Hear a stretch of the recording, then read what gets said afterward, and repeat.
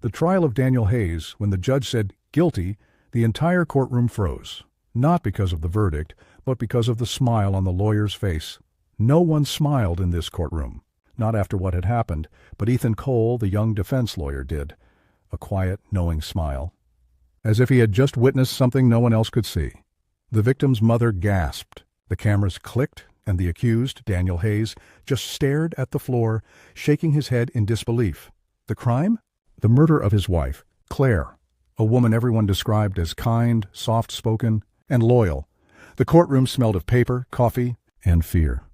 The wooden benches were filled with reporters, curious citizens, and the cold stares of strangers. At the front, the judge adjusted his glasses. His eyes were tired. This trial had dragged on for 7 months. Outside, the media called it the perfect marriage murder. Inside, it was anything but perfect. The prosecution painted Daniel as a manipulative husband, controlling. Jealous, violent, they showed texts, arguments, and a threatening voicemail he once sent at midnight. The defense argued it was all a setup, that Daniel was innocent, that someone else wanted Claire dead. Daniel Hayes, 35, an architect known for his calm demeanor. Ethan Cole, 29, one of the youngest defense lawyers in the state, known for his unconventional methods and leading the prosecution, Margaret Vance, a fierce woman in her 50s, respected, feared, and known for never losing a murder case. That morning, Ethan's hands trembled as he looked at his notes. He wasn't nervous because of the case. He was nervous because of what he'd just discovered last night, and something he wasn't sure the world was ready to hear. The cross-examination. The witness took the stand. Officer Glenn. The first cop on the crime scene. Officer Glenn, Ethan said softly, walking closer. You mentioned you arrived at the Hayes' residence at 10:48 p.m.? Yes. And you found Mrs. Hayes on the kitchen floor? Yes. Any signs of struggle? None. But we found fingerprints. Mr. Hayes' fingerprints. On the knife. The audience murmured. Ethan paused. Did you find anyone else's fingerprints? The officer hesitated. Well, partial prints. But the lab couldn't match them. Ethan turned to the judge. Your Honor, may I request the lab report to be shown again? The judge nodded. The screen flickered. The lab report appeared. Smudged prints beside Daniel's clear ones. Ethan pointed. Those partial prints. Are you certain they belong to no one? They didn't match anyone in the system, the officer said. Ethan nodded slowly. He knew exactly whose prints those were, but proving it would destroy someone powerful. As Ethan continued, the courtroom felt heavier with every word. Every eye followed his movements. The jury whispered among themselves. Mr. Hayes, Ethan said, turning toward his client, did your wife ever mention receiving threats? Daniel lifted his head for the first time. His voice cracked. Yes, from someone she once trusted. Who? Daniel looked down. I can't say. The courtroom erupted in whispers. Judge hammered his gavel. Order. Ethan stepped closer. You can say, Daniel, because truth is the only thing that can save you now. Daniel looked up, his eyes red, broken. Then he said something that made every reporter in the room lean forward. She said, she was scared of you, Mr. Cole. Gasps filled the room. Even the judge's eyes widened. The defense lawyer, accused by his own client? Ethan froze. He didn't deny it. He didn't even flinch. He just closed his eyes, as if waiting for this moment all along. Margaret Vance stood, her voice cutting through the silence. Your Honor, I think we've heard enough. This defense is clearly compromised. The judge nodded slowly.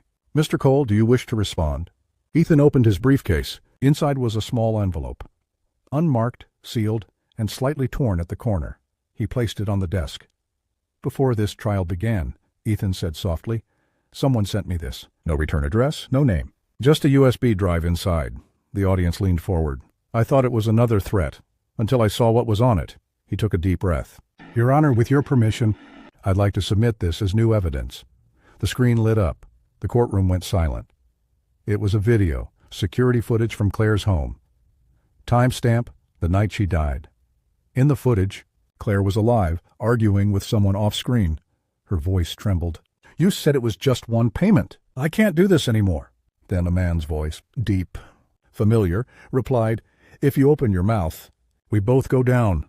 The camera turned slightly, enough to show half his face. It wasn't Daniel, it wasn't Ethan, it was someone else entirely. Gasps echoed. Reporters whispered frantically. The judge stared at the screen, frozen. Ethan's voice broke the silence. That, he said quietly, is the real reason I took this case." Margaret Vance's face turned pale, because the man in the footage, the one arguing with Claire, was her own son. The secret that changed everything, see. Courtroom exploded into chaos. Journalists rushed out to call their editors. Margaret Vance, the legendary prosecutor, stood still, her eyes wide, her lips trembling. The judge called for order again and again, but it was too late. The secret was out. Ethan didn't look triumphant. He looked broken. He had known this all along. The USB was sent by Claire, just 3 days before her death. She had discovered that her friend, Margaret's son, Ryan Vance, was laundering money through her charity organization. When she confronted him, things spiraled. That night, she was silenced forever. Margaret's voice shook. You fabricated this." Ethan shook his head slowly. "The truth doesn't need fabrication, ma'am. It only needs courage to be shown." He handed over a second document, a digital signature report. Ryan's fingerprints matched the partial prints found on the knife. The courtroom went silent again. Even the judge seemed. Speechless cross-examination of Ryan Vance. The doors opened. 2 officers escorted a young man into the courtroom. Ryan Vance, pale and terrified. "Mr. Vance," Ethan began, "you were with Claire Hayes on the night she died." Ryan stammered, I went there to talk." "About what?" "She found out about the charity accounts. I just wanted her to delete the files." "And when she refused?" Ethan asked quietly. Ryan's eyes filled with tears. "I pushed her. She fell. I panicked." Gasps. Margaret closed her eyes, tears streaming down her face. Her career, her pride, everything she stood for, collapsing right in front of her. Emotional twist. The judge looked shattered. "Mr. Hayes," he said softly, turning to Daniel, "you are hereby acquitted of all charges."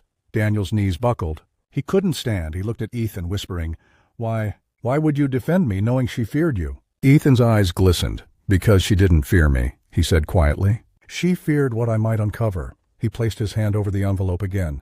"Claire came to me weeks before her death. She told me she was being blackmailed. I promised I'd protect her secret, until I realized the only way to honor her was to reveal it." Margaret stood, trembling. "You could have told me privately." Ethan looked at her, his voice low but firm. "I tried. You refused to meet me. You said your family was untouchable."